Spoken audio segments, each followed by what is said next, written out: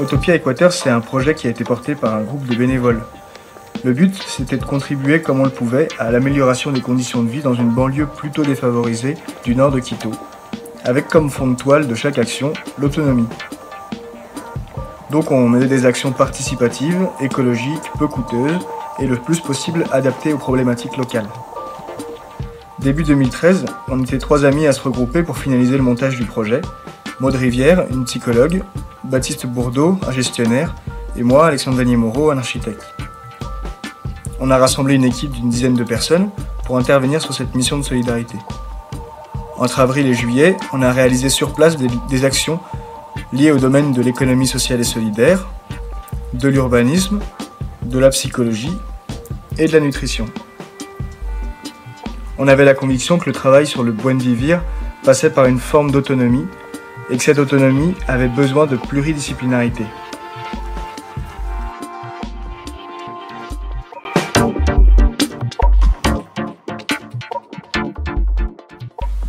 Dans le quartier, les gens n'avaient pas les moyens d'enduire leur façade. Donc on avait un paysage qui s'apparentait beaucoup à un bidonville. Alors on a voulu changer les façades, en proposant des enduits avec de la terre. On a proposé à un petit espace culturel du quartier de faire sa façade et il a accepté. On a préparé l'équipement, on a diffusé l'information pour réaliser un chantier participatif d'enduit terre avec le voisinage. Ça a bien fonctionné, alors on a édité un petit manuel pratique qu'on a laissé à disposition sur place.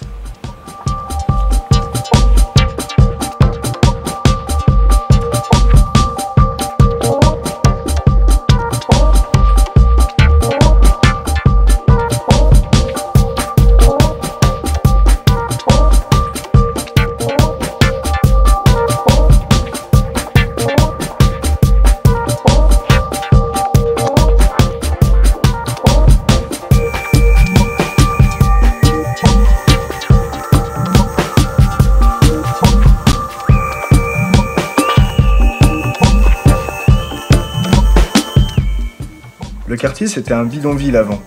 Il a été urbanisé et maintenant c'est un bétonville. Il y a une tension ambiante et très peu de lieux de décompression.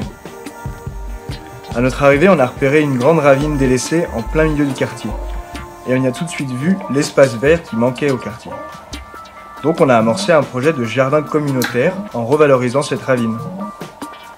La première étape, ça a été de nettoyer. Ça nous a permis de rencontrer les acteurs locaux et d'écouter leur avis. Nourri de cette expérience, la graine s'est mise à pousser. On a proposé un projet d'aménagement aux décideurs publics et aux habitants. Et ça leur a plu. On a pu amorcer une phase pilote avec une grande journée de chantier citoyen. Ça a été une réussite. Et on a rassemblé les acteurs clés pour qu'ils prennent le projet en main. Et qu'ils continuent à transformer la ravine en jardin public.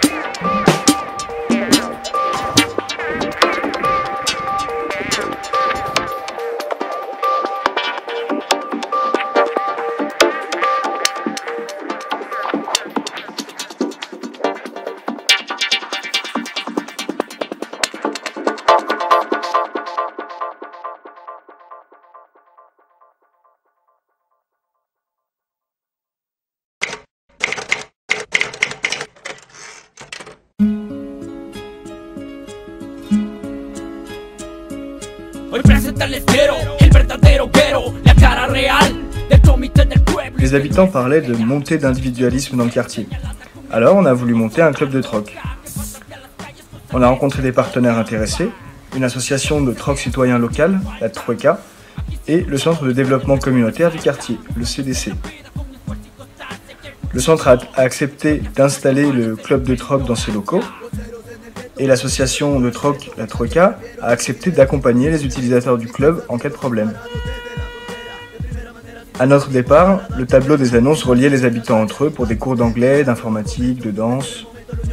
Para resolver los pensamientos de los que no creyeron. Aquí nos tienen saliendo del oscuro, dando buenos mensajes como pocos en el mundo. Ese es el punto, dando buenos mensajes como pocos en el mundo. Ese es el punto, dando buenos mensajes como pocos en el mundo. Nació en mi barrio de chismes, comentarios, amigos y adversarios. Tierra de mujeres muy trabajadoras, gente luchadora, el carisma en las personas, las historias, las leyendas, el terruño de las cuentas. Les mères de famille ne trouvaient pas de travail adapté à leur emploi du temps. C'est de là qu'est née l'idée d'un projet de micro-coopérative, qui permettrait à un groupe de personnes solidaires de dégager un revenu complémentaire. La première étape était de présenter le modèle économique. Les personnes intéressées ont proposé leurs envies de projet et on les a accompagnées avec l'aide d'un organisme local spécialisé dans le montage de coopératives, CPSU. On a testé une coopérative de restauration lors d'un de nos événements et CPSU a continué le suivi. No puede ser, algo se debe hacer. Hip hop cambiando vidas, construyendo, abriendo mentes, generando trabajo, dando esperanza. Porque el muchacho vestido de ancho no es una amenaza. En el barrio, ¿qué es lo que pasa? Vecina, chismosa, de mente cuadrada. Libérate de complejos que no sirven para nada. Cultura organizada, dispara. Medicina en rima, 4 elementos, estilo de vida. 1, 2, 3, va! La psychologue d'une des 2 écoles partenaires avait demandé du soutien. Alors Maud, la psy de l'équipe, a collaboré quotidiennement avec elle pour faire émerger des propositions et agir au sein de l'établissement concerné. Elles ont ensemble mis en place des groupes de parole avec les mamans, des suivis individuels des enfants et une journée de sensibilisation à la sexualité. Pour pérenniser le travail réalisé, Maud a mis en place un accord avec l'université de Quito pour que le travail de collaboration puisse poursuivre.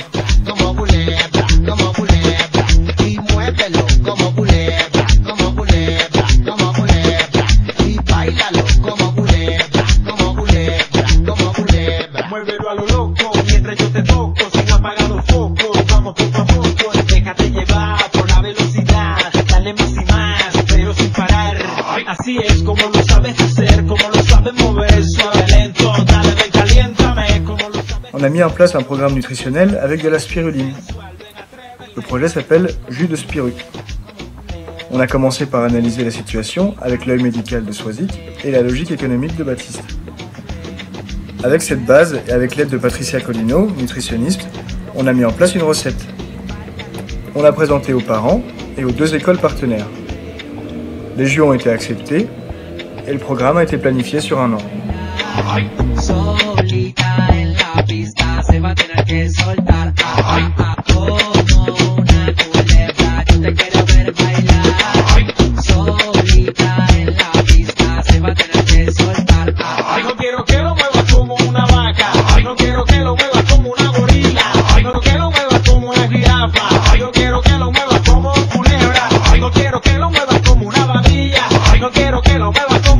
Forte de cette expérience, l'association va de l'avant en proposant de nouvelles actions citoyennes, libres et ouvertes, avec la volonté de participer activement au monde de demain.